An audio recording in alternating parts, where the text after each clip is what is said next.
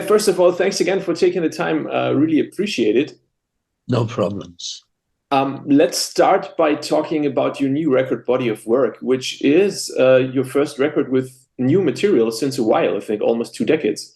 So my first question is a two-parter. The first part is, when did you decide to make a new record? And the second part is, how come it's been that long?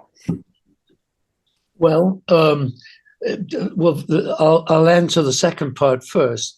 It's been that long because what I did was I wanted to re-record all my old stuff. A lot of us did that, you know. I mean, I was talking to Paul Anka, who also did the same thing, because we don't own the record rights. So we thought I thought I would re-record, all the songs again. So I have them as, I own that part because the record company owns the old one. And so I had two albums like that because I have so many songs, double albums, and then I had a live album, and then I did a symphony album of the hits and stuff, and so I never thought of releasing or even writing, until like 7, 8 years ago, my life changed. My wife left after 40 years. I'm in my 70s, and it was a bit of a shock. She also took the dogs that I love so much, um, and then the pandemic came, and then the vaccines, and you couldn't go anywhere unless you took the vaccines. And then after the vaccines, I got this autoimmune disease, and that affected my whole body, and it even affected my singing. So I had like vocal atrophy. And also my playing. So I just felt this weight on my shoulders, and I just went inwards. I was like, just like in a bit of trouble, emotionally, and with this anxiety, and I didn't want to take pills, so I just went within, and where I thought I could find my my answer to whatever heavy weight was on my shoulders, of which I did, and so I spent a little time talking with a friend of mine, a songwriter friend of mine, John Bettis, and talking about how I felt and all the things that had happened, and how one has to find a way to heal and to get out of that. And as we spoke, and as I did this, music came back to save me again. And so I said, John, I want to write songs. I don't know what for, but I just want to write what I'm feeling, and everything that's going on around me, I want to write it in songs. And so we worked for like a year, and we started to write songs. We had like 20 songs, but we kept working. In the meantime, as I saw these songs develop, I realized that I wanted to record them. So I called a friend of mine in Berlin, I've known for like 25 years. His name is Matthias Roska.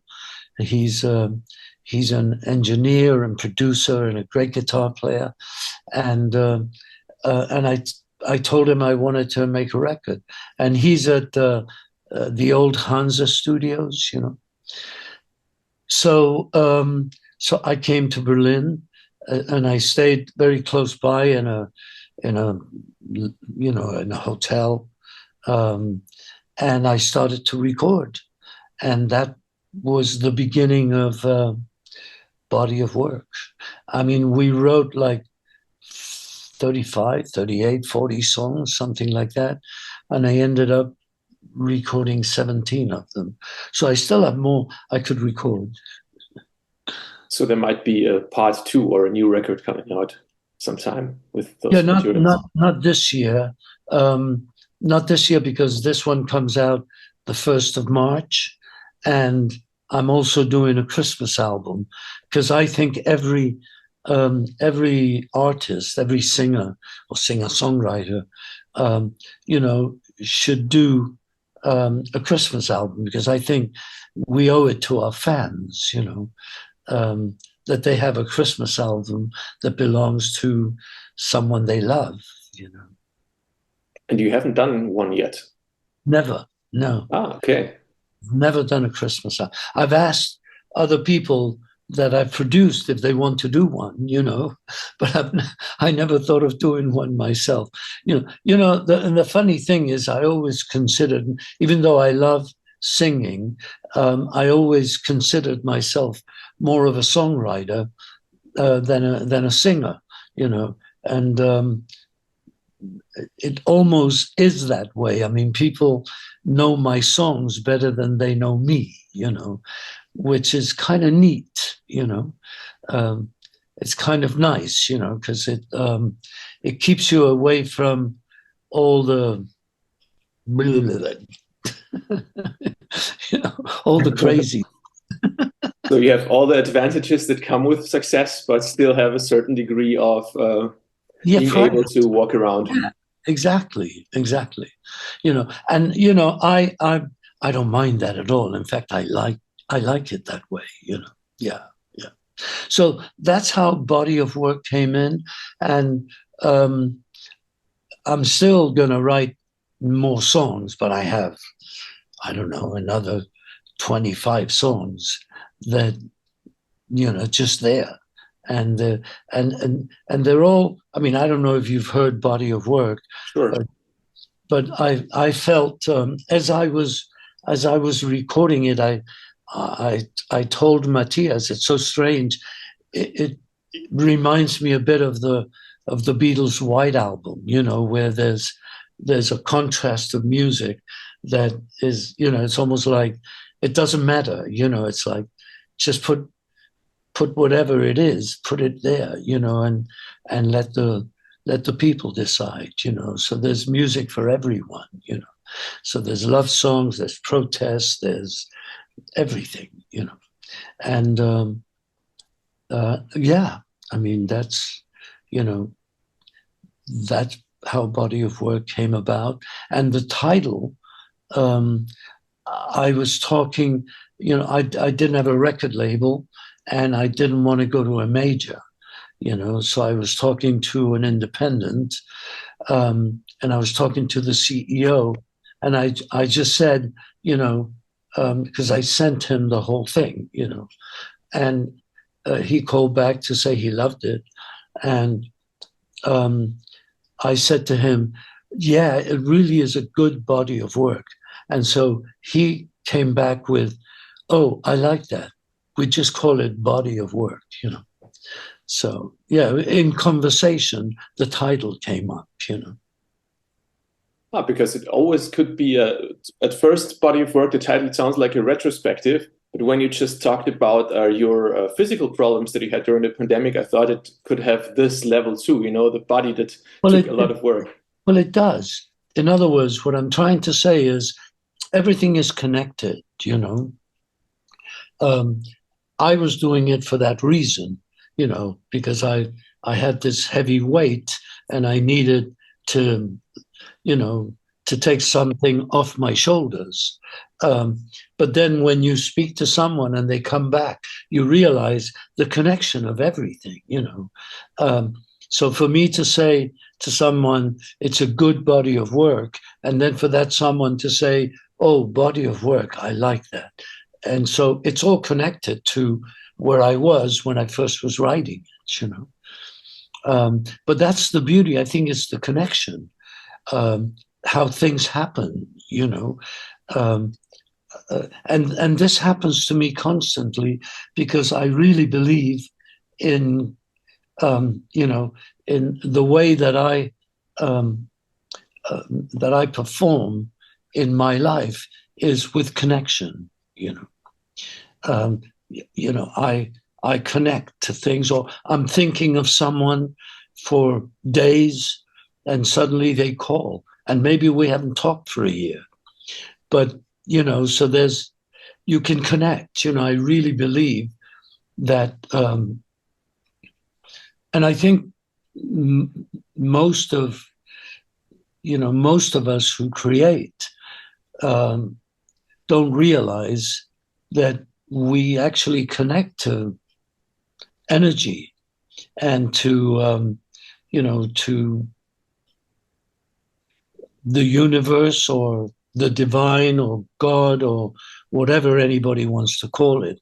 It doesn't really matter. You know, the point is you do connect, and when you connect, um, and you know, I mean, when you connect, it's because you're in a good place, because you have love for everyone, because you have compassion, because you have forgiveness, because you want to give without expecting anything back.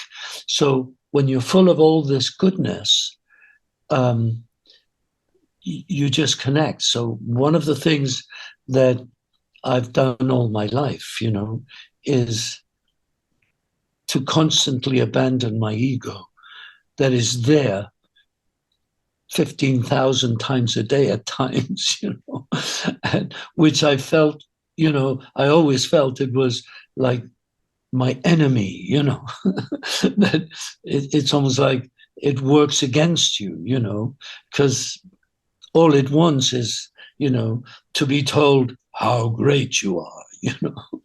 And so I learned a bit of that while I was working with Tina, when, you know, because she was a Buddhist, you know, and a Buddhist believe in that, you know. And you never abandon. I mean, you never lose your ego, but when you actually abandon it, it's great because it levels out to the right place, you know. And yeah, I mean, all my life. Um, I mean, I think life is a learning experience, and I think that, you know, I'm so grateful to have been alive. You know, I'm going to be 80 in May, so I would say for the last 80 years, you know, and quite healthy. Um, you know, when I look back at my life and how some people didn't have the same privilege or the same kind of life that I did, um, I'm just so grateful, you know, that I've done what I've done, that I am who I am, and um, and I always go back to Socrates. You know, when people say, um, you know, how did you do this? How did you do that? And I go, I don't know.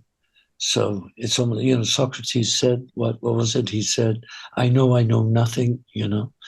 Well, I know nothing. I'm just grateful to have come this far and still be in good shape and still be able to experience life, which is so beautiful, you know. So every morning I wake up and I just give thanks that I'm still here, you know.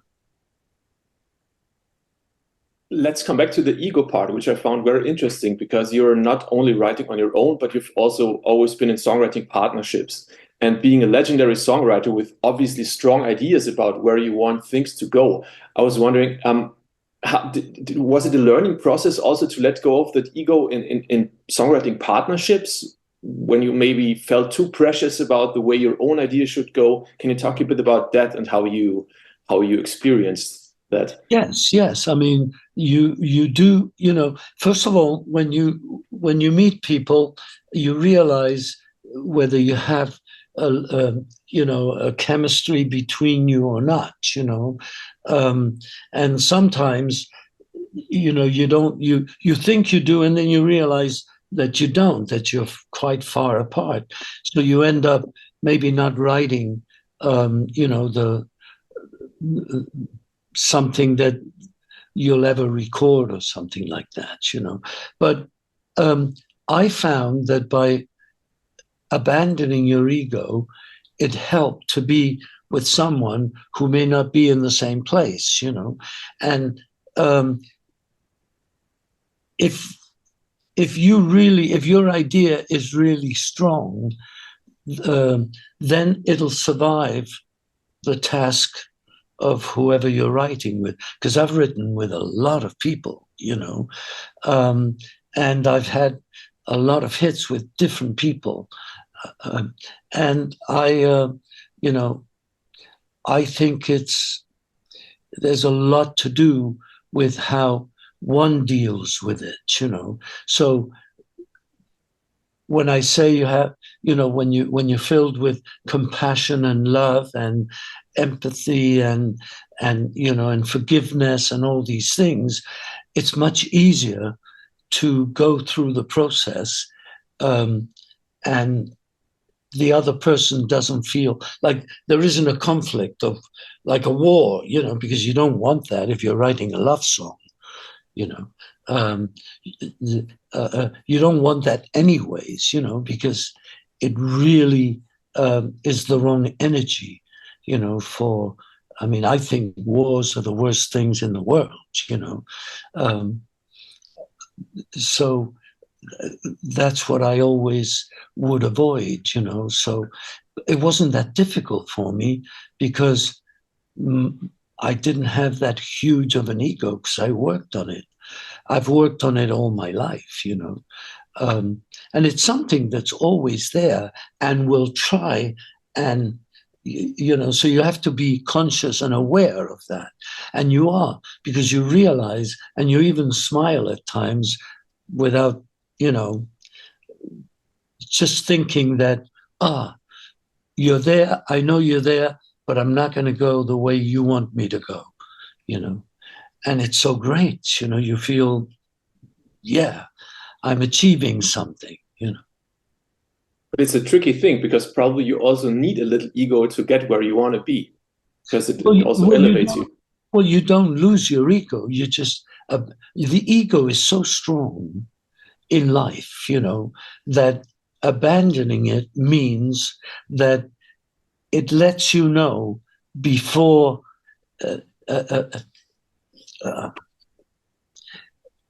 it lets you know before you start to act with a huge ego, and so you realize before, and then you stop it, But of course, we have to have an ego, even in life itself.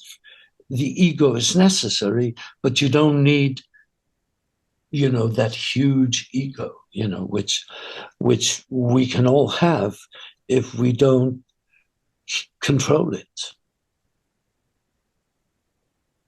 I'd also like to come back to what you just said a few minutes ago, where you said it's all about being positive and about not knowing what you do, about being like, just paraphrasing it, like living in a state of curiosity and thankfulness about what you do. I was wondering, how do you maintain that? Because or let me rephrase the question. You've been doing a lot of different things, as you said. You've been doing the symphony things. Recently, you've been doing the Matterhorn, the musical, writing a musical for the first time. That constant covering of new territory, something that keeps that curiosity for you going and that feeling of purity in what you do? Well, again, when you think about it, these things happen not because you're looking for them, but because of where you are in your heart, in your heart space. And so, you attract things. I wasn't looking, you know, to write the Matterhorn. I was approached because I'm in a good place. And I believe that anyways. And if you have faith in those things, then they happen, you know. The symphony record, I was performing, and some A&R people from BMG came to see the show, and they said, "Oh, we would love you to make a record." And I said, "Well, you know, what I would like to do is do Albert Hammond in symphony, you know, just do all these hits in a symphonic way." And to my surprise, they said yes. I mean, so again, you know, I was in a good place, you know. So you know, my attraction attracted them. So I believe that if you have all this goodness inside of you, your life gets better, you know. Am I right? Am I wrong? I don't know. But it seems to work for me, you know. There's a couple of things that I'm doing now that I can't talk about it because, you know, but I can tell you that I'm talking about 4 years ago, and the connection kept going until now. And if it's achieved, it'll just make me believe even more in what's inside of me, you know. This positivity and this strong sense of belief that you're having right now, or that you're having now, have you always had that, or did you have to develop that? How was your state of mind or your mindset when you started as a professional? Well, I think you develop it because you're just a normal.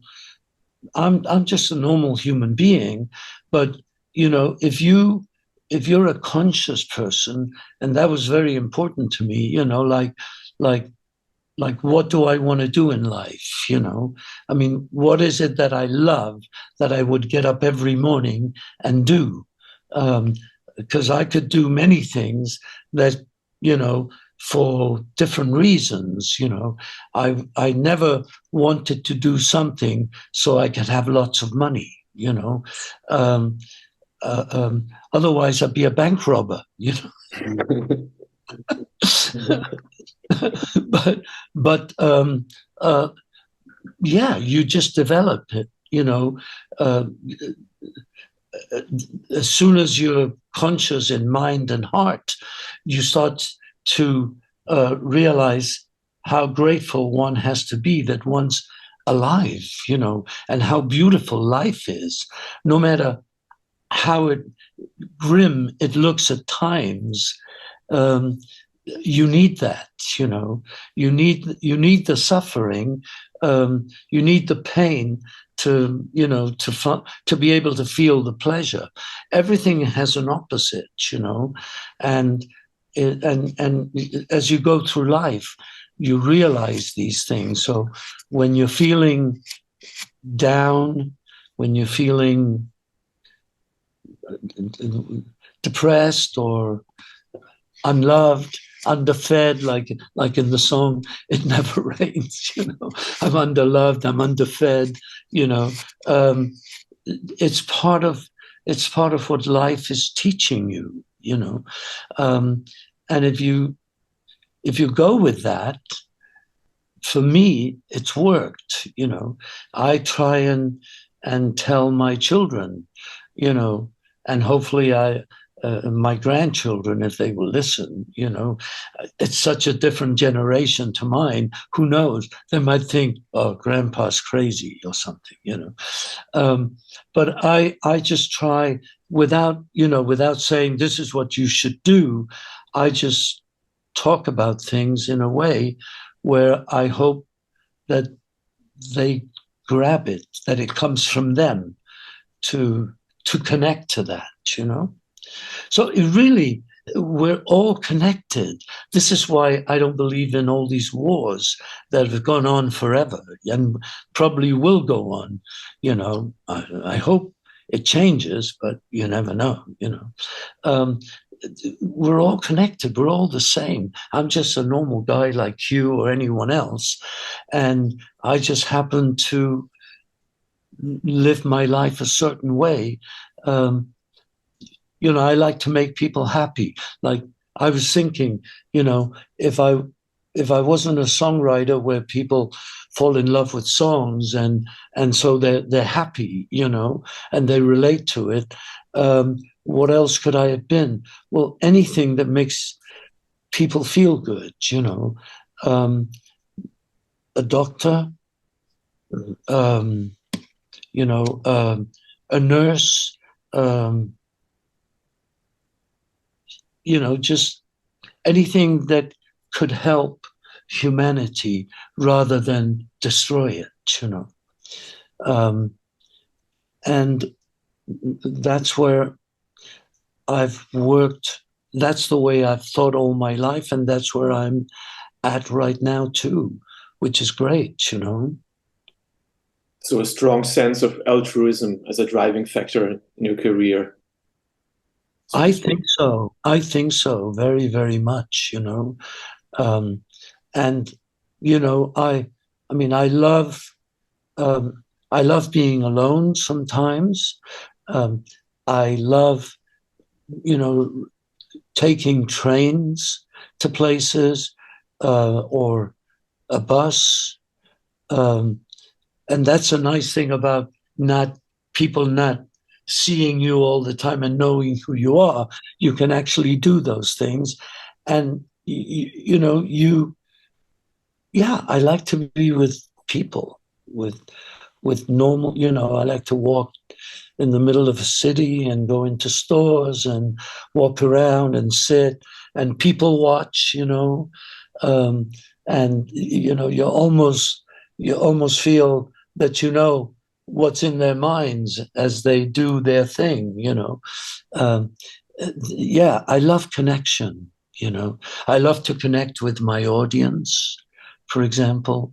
You know, um, uh, yeah, that's what's inside of me, and that's what I've learned in life, through whatever the good times, the bad times, the pleasurable times, and the times that one suffered, you know, um, and I'm in a good place. I mean, this being able to observe, not only observe the world, but also partake in it. I mean, it's That's important. It's important for a songwriter, right? I mean, you're a storyteller, and you it's have to have important. this perspective. It's important for a human, because I know we're talking about me as a songwriter, but it's just important for a human because then you realize that everyone's the same, no matter what color they are, no matter how tall or short or skinny or fat, or, uh, I mean, and how grateful you have to be for just to be here, to experience life, how many people one day won't experience life because people maybe won't be born anymore, because maybe humanity doesn't exist if we carry on the way we're going. So I look at it and I go, I'm just grateful I can afford breakfast and lunch and dinner. You know, um, I I've never had a private jet. I don't want one. Um, I don't care about limousines. I mean, I know people have to make a living, so there's all these kinds of different things. But I just want to be with, like, what we're like. Here we are, you and me. I don't know who you are or anything, but I feel good, you know? When you were a kid, or when you were a teenager starting out with music, starting as a musician, where did you envision yourself to be? Did you have like a, you just mentioned that you always wanted to be more of a songwriter than a performer, but you obviously became a great performer too. But what was your, how did you, where did you want things to go when you were a kid? Well, it all started when I was very young. I was 7 or 8, um, and I joined the choir. And then when they test you singing, they had me sing solos, because they liked the way I sang. In fact, on the in symphony record, I sing a song when that was recorded in 1953, um, and I actually sing with myself. I mean, I was when I did it, 2014. I was in my 70s, and I sang with myself when I was 8 or 9, So when I joined the choir, and after when the service was over, in church, the congregation gathered outside and people chatted, and I was always with my parents, and some people would come and say, "Oh, your son, oh, he did such a good job. He sang so beautifully." And my parents' faces were, and I thought, "Oh, this is great, So if I do this, I'll make people happy, So that was the first kind of thought in my mind at a very young age, that told me more or less what what I wanted to do. I wanted to do something that made people happy, because I saw my parents smile, and the people smiling as they told them this, and from there, I had a lot of obstacles in front of me, like the family didn't want me to do music.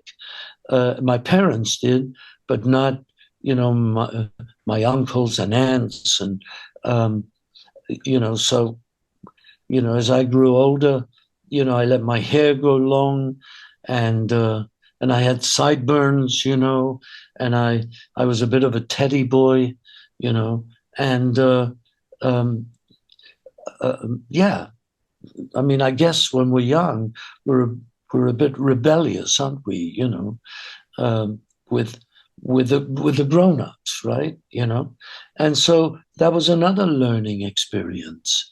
Um, and I grew up in a place called Gibraltar, which is a very small community of people, of of all races and all religions, and everybody loved each other. I mean, there was never conflict that I knew of, anyways, except for those kind of things. Oh, no, you shouldn't do rock and roll. And, and even so, they told me this, but when it came down to it, they owned jukeboxes, and we had pubs in Gibraltar. So they would get all the American top 40 records and put them on these jukeboxes. And when the next batch of records came in, they would take those out and they would give them to me. And they even gave me a record player, a portable record player I could carry with me everywhere and plug it in wherever there was a plug, and listen to these things, So from a very young age, I was listening to Johnny Cash, to Buddy Holly, to Elvis, to the Everly Brothers, to Bo Diddley, so many, Little Richard. And then and whilst I was listening to that, I would also hear on radio flamenco and Arabic music and all kinds of music in the Mediterranean, So all that stuff, I think, was a huge influence in my life, So when I was, we never had a refrigerator till I think I was 14 or 15, because my father refused to buy something and pay it monthly. He said, when I have all the money, then I buy it, But when it came down to buying me a guitar, he actually bought it on hire purchase because he believed, And again, I think there was a connection. My father knew what my feelings were, and I also let him know that this is really what I want to do.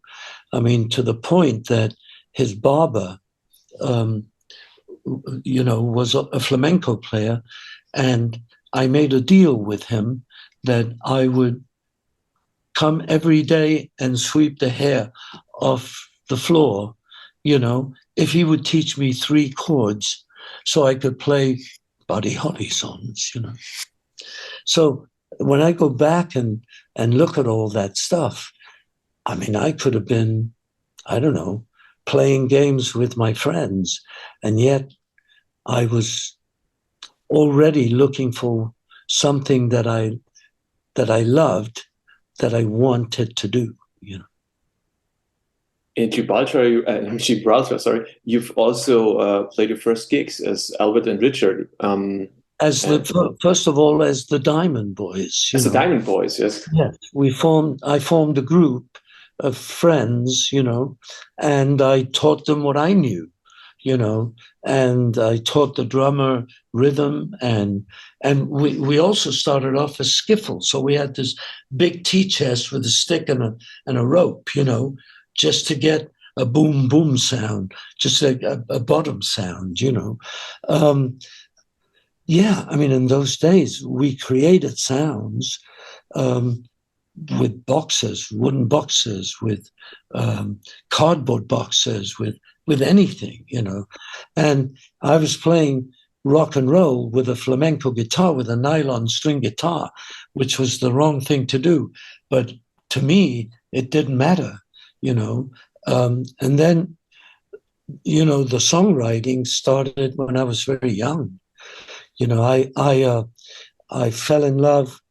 I think I fell in love. I mean, I only saw this girl for 8 hours because it was a ship that came in with students, with young children who were traveling on a boat, on a big ocean liner from Scotland around the Mediterranean, and it stopped at Gibraltar. And so the Diamond Boys, we went on board to play, and this girl that was sitting in the front row, we kept looking at each other while I sang the songs, and then afterwards we walked around hand in hand.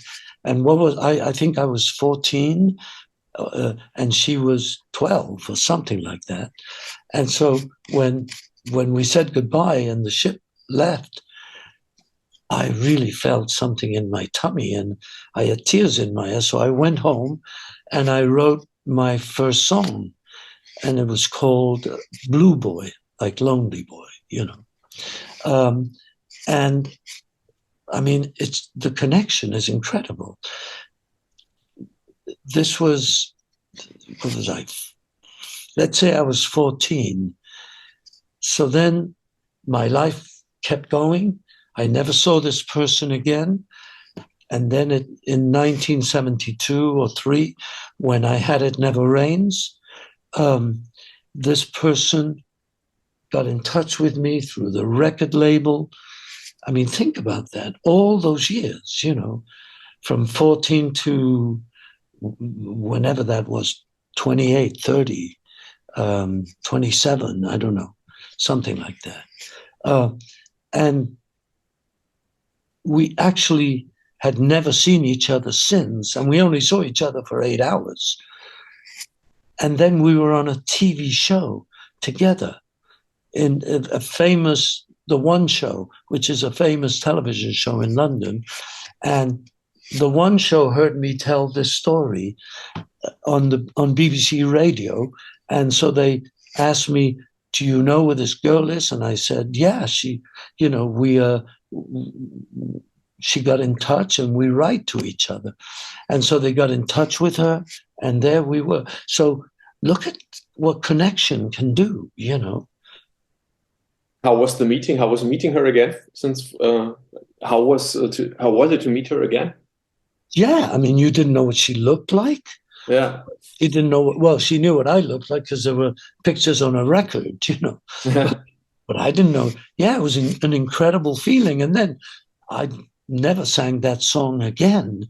And by the way, that was the first song that I sold for, to help me,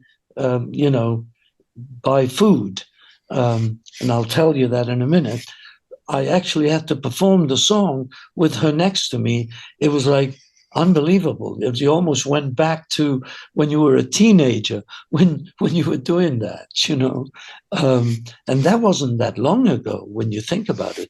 15 years ago or something that we were on that TV show, or 20 years, something like that. And what was I was going to tell you when I told you, I'll tell you later. What was it? Sometimes I think about meeting her again. Yeah. Well, we still write to each other. Oh, yeah. And she comes to my concerts. I mean, wherever I am, whether I'm in Germany or I'm in Ireland, or she lives in Scotland. And we're just friends, but it's just amazing to know that I have a fan who I met when I was 14 years old, and who knew I was going to do what I did, I didn't. I mean, I just lived my days with all this wonderful things inside of you. Now, it wasn't always like that. I mean, there were days when, when you wanted to give up, because it was difficult to, doors open, but they closed.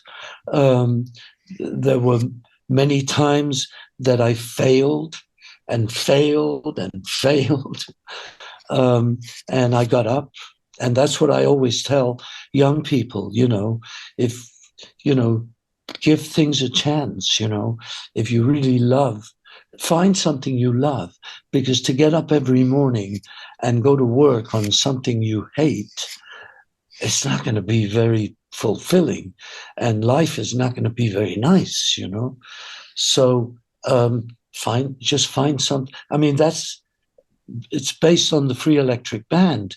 When that song came out, the amount of people that came to me and said, I gave up what I was doing because when I heard that song, I realized, and I was already successful when I wrote that song, but it's just one of those songs that you write to connect, or hopefully that it connects with people, and they realize that you only have one life.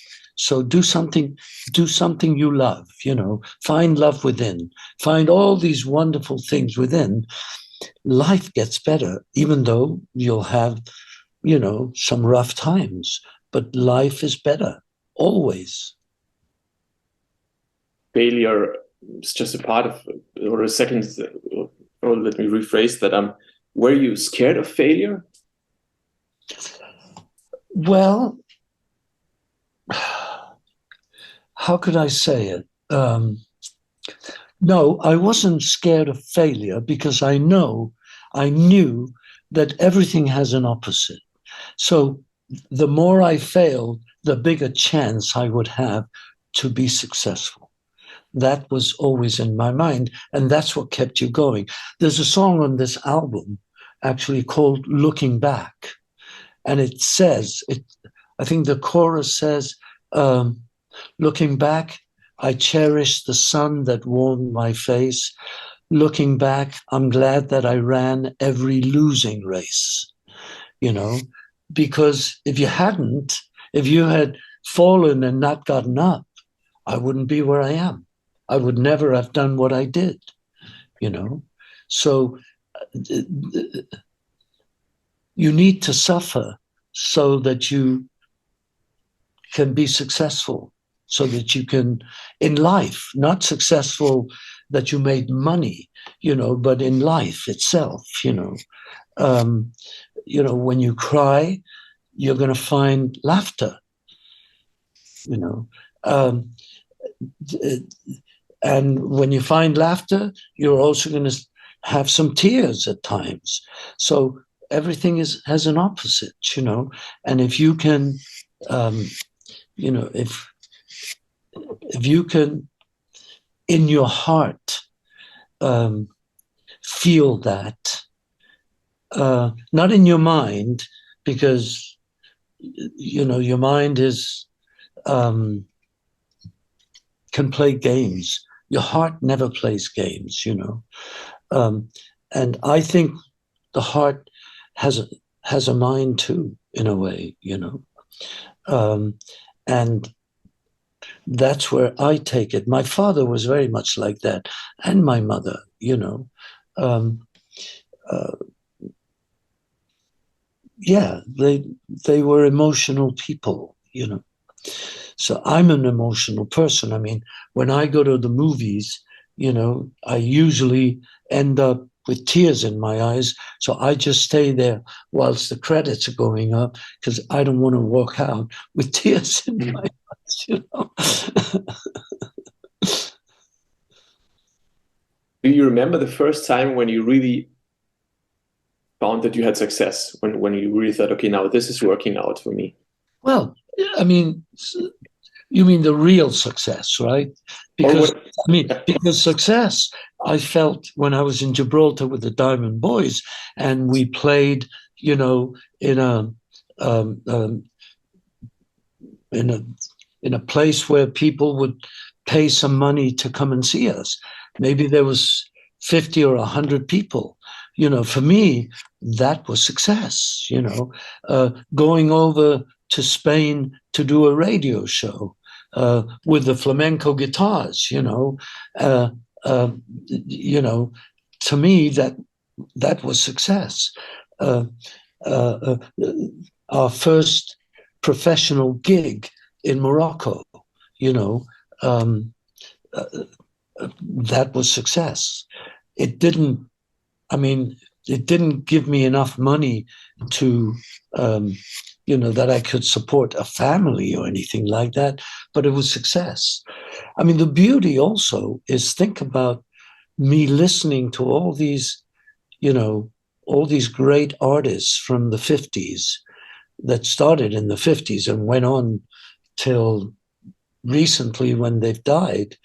And to think that I actually worked with a lot of them, you know, like Johnny Cash. I mean, I didn't know that I would ever meet him, write a song for him, or produce a record, you know. Um, it's only the fact that that's what I wanted to do that kept me going. So every time I fell, I would get up. What was it? I wrote a song once. I never recorded it, but whenever I take a fall, I pick up the pieces and start again. You know, when life seems impossible, I pick up the pieces and start again. That's what you have to do, you know. When you write a song for other, or I've read a very interesting interview with you where you said when you wrote One Moment in Time, you had the voice of Elvis Presley in mind. I didn't have the voice. I had like his spirit, because the first thing that came to mind when they asked me to write a song for the Olympics to represent America, the USA, the first image in my mind was Elvis. It was almost like he would have loved it, but he wasn't here anymore, you know. So, you know, when John and I got to write this song, I had Elvis in mind. I didn't have a female. I could have had Aretha Franklin or anybody, but I had Elvis for I don't know why, and it just didn't go away. So when the song was over, and I sent, you know, the demo to Clive Davis, I I thought it would come back with a male singer. And then when I got a cassette a couple of weeks later with this incredible record with Whitney Houston, I mean, I played it 10 times and I cried every time. And then I called all my neighbors. You got to listen to this. This is going to be the song for the Olympics, for the 1988 Olympics. Um, yeah. So, I mean, I didn't control any of that. It all was something else was doing this. I didn't have the power to control it. I just kept, I kept walking, like 15 years ago, I said, you know what? I'm going to, I don't want to just die and then supposedly I go to heaven. I'm going to start walking now very slowly, to heaven whilst I do all these things, because then it's a beautiful journey, and that's what it's been for me. It's been a beautiful journey through this thing called life, of which I'm so grateful, to have fallen in love many times, to have had children that I love tremendously, to have grandchildren, to see the good and the bad in the world, and, to see how many people are trying to use their, their skills to better the world, people on social media today that tell you the other side of the story and not, the mainstream media that just tells you one side. And there's so much confusion. And I see all these things, and then I want to write about them. And that's part of what a body of work is, I mean, the new song now, gosh, I got so many titles in my head. Don't Bother Me, Babe? No, that was the first one. And the second one was Gonna Save the World. This one. This is that song, Mm. the F song, Shake a Bone, And I was just singing this thing, and I kept saying, shake a bone, And in my mind was, no, I don't, F you, because, you're not telling the real thing, you're being bought by something that has a lot of money, so it doesn't come, you're supposed to be there to tell us truths on both sides, whatever's going on the good and the bad side, and so, yeah, songs came because of that. Looking back came because I'd go back into my life and, and see how many times I failed, and maybe I was supposed to fail.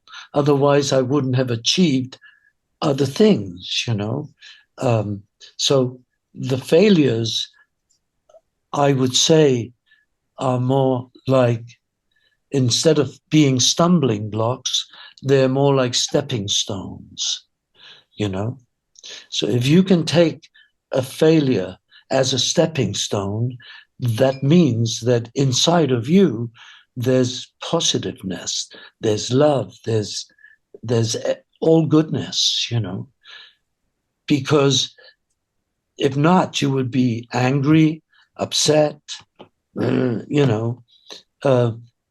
I wasn't. I would say, well, I have to carry on because there's something else for me waiting, and every time that happened, I'd say the same thing. Otherwise, I would have given up. Many of my friends gave up. They couldn't take the pressure of failure. the ego has a lot to do with it. You failed, you failed, you failed. You don't want to hear this anymore, so you give up. I kept saying, wait and see. The day I'm successful, I'm going to go, I was successful. I was to you, ego.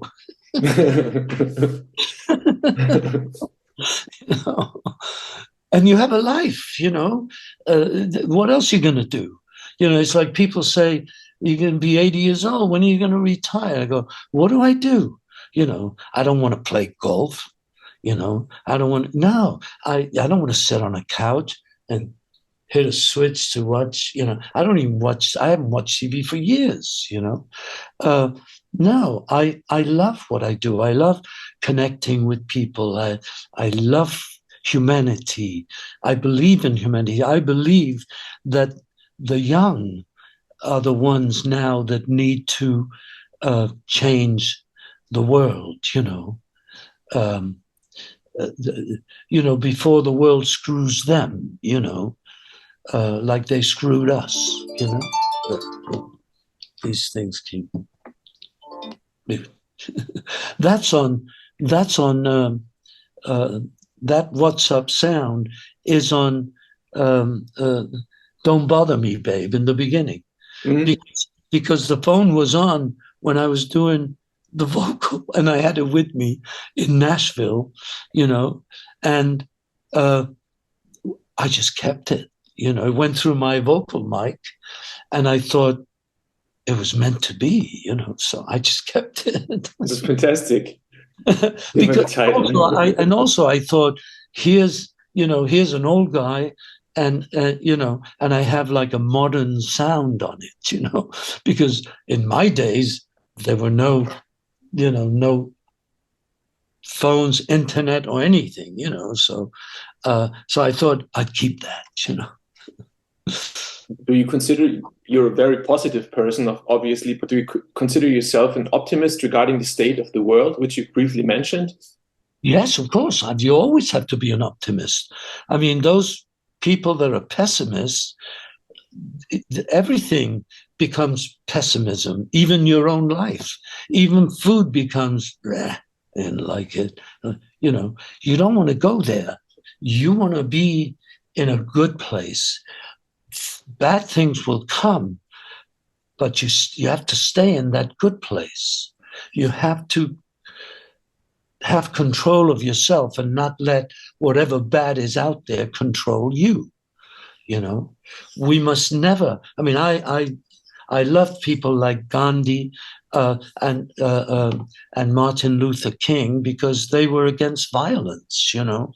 And then also look at people like Mandela, who at one time were violent people, and then, 20 years later, came back in a different way. So people can change and become better. So it's a bit like the law of attraction, like being positive and then experience positive things. The law of attraction exists. Just go to the positive of attraction, not to the negative, and have faith that there is something that's more powerful than you, whatever it is, the universe, nature, and love everything, even things that are, bad, love it in the right way, know it's bad, but don't, what you don't want to have inside of you is negativity and pessimism and hate. You would know when something is not good for you, but you don't want to have it inside of you, because it won't allow you to have that good thing. If you have bad inside of you, any bad will eventually, all it needs is one worm to kill the apple. You don't need 10 or 15, only one can do it. So inside of you, you should always be, you know, loving and forgiving and positive, and life becomes, and have faith, and life becomes better for you, much better. Even when things seem that you seem totally lost, you have to keep that inside of you, because when you come out of wherever you are, you've got this powerful thing that's going to take you. You know, if you don't have that, you come out, but you don't even know you're out because you don't have energy or strength or to carry on, you know. So this is also, and this is my final question to close the circle. So this is also something you have experienced yourself with this record, right? Because in the beginning you talked about going through a rough patch and having various issues simultaneously going on. So this is something you could apply for yourself in that situation then. I do, and I'm only saying these things because I felt them in my 80 years in this world. I felt those things, and I don't think that it's going to change. I think it will carry on that way. So fill yourself with goodness, because when you have when bad, whatever's going on in your life, leaves, whatever the moments are and however long it leaves for, you have all this goodness to and strength and energy to take you to the next level. You know, it's very important, you know, to, I mean, you can use that in different ways in life, you know, with different things. I mean, I don't mind. I mean, I can have a dishwasher. I love washing my dishes, you know. I love mowing a lawn. I love planting flowers. Um, I don't meditate like some people that I know. You know, I just lose myself suddenly because I just go to somewhere else, and I'm like this, and someone who's with me goes, "Are you here?" You know, and then I don't answer sometimes, and then I hear something, and then I go, "Oh yeah, God, I was gone." You know, so I do that also. Like I'll look at a tree for a while, and then I'll look at a branch for a while, meaning for half an hour, and then I'll look at a branch, and then I'll look at a leaf, and then I concentrate on that, and I see, and I'm far away, but I see life there, you know, um, and I'm gone, you know. So my mind is free of all the um, all the drama of life, you know. It's only drama when you think about it that we create ourselves, you know. And yes, of course, there is climate change and whatever, but there will be climate change forever until the world doesn't exist anymore. So, you know, I mean, this rock we live in, this blue spot in the middle of this vast, you know, galaxy of ours, um, is going to be here until it doesn't want to be. And it's the same thing with us. We know we're going to be here when we're born, you know, we know, but we don't know if it's going to be a few months, a few years, or a lifetime, you know. That's the beauty of life, you know, is not knowing. Again, I go back to Socrates, right? I know nothing. So sometimes people say, what do you think of this and this and this? And I go, I don't know, because it's just the best answer, you know, because you don't. I mean, if we did, it'd be terrible. We'd become bad people. That's true. It's good not to know everything. So, anyways, yeah, and life is great, by the way. You know, I recommend it to anyone. Fantastic. Well, then, thank you so much for taking the time. It's been such a joy talking to you. And No, my pleasure. Yeah, I enjoy it. I enjoy life. Yeah, and I enjoyed you. It was great talking to you, by the way. thank you so much to you too, and congratulations on your new records.